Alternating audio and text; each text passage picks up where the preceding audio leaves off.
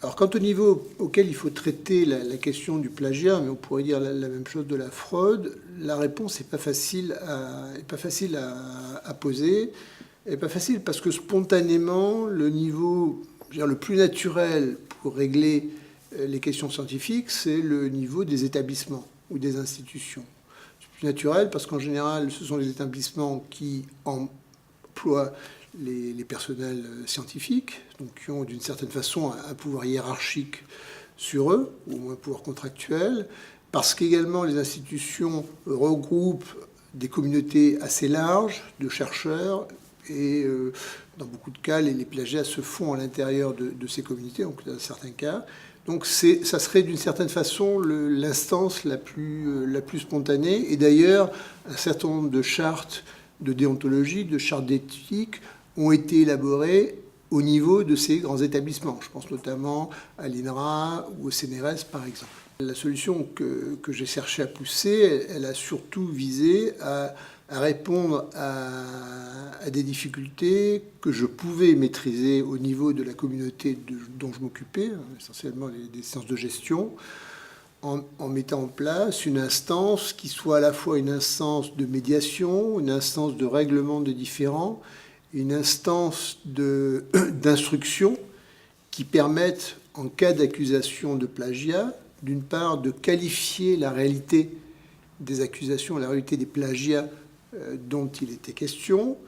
de proposer des mécanismes de réparation ou de sanctions le cas échéant,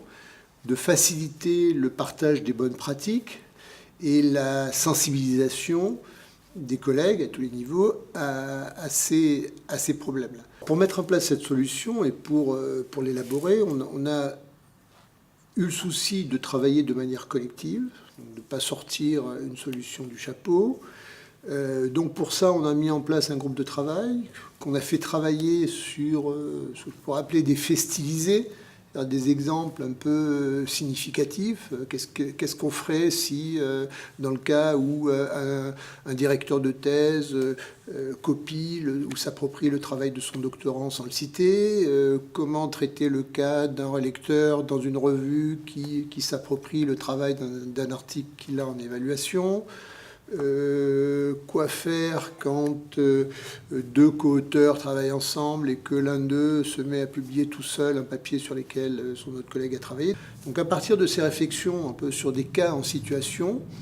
ça a permis d'élaborer à la fois un peu un travail de synthèse sur ce que pourraient être des bonnes pratiques ou des bonnes pratiques de traitement de ces différends, et d'autre part élaborer un peu une procédure type pour qu'une commission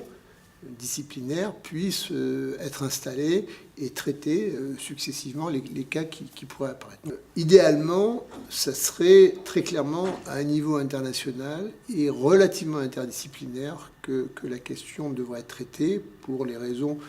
qui est qu'aujourd'hui la recherche est très internationale, très partenariale, que la recherche est souvent transdisciplinaire. On va avoir des équipes dans lesquelles on a des chercheurs de mathématiques appliquées,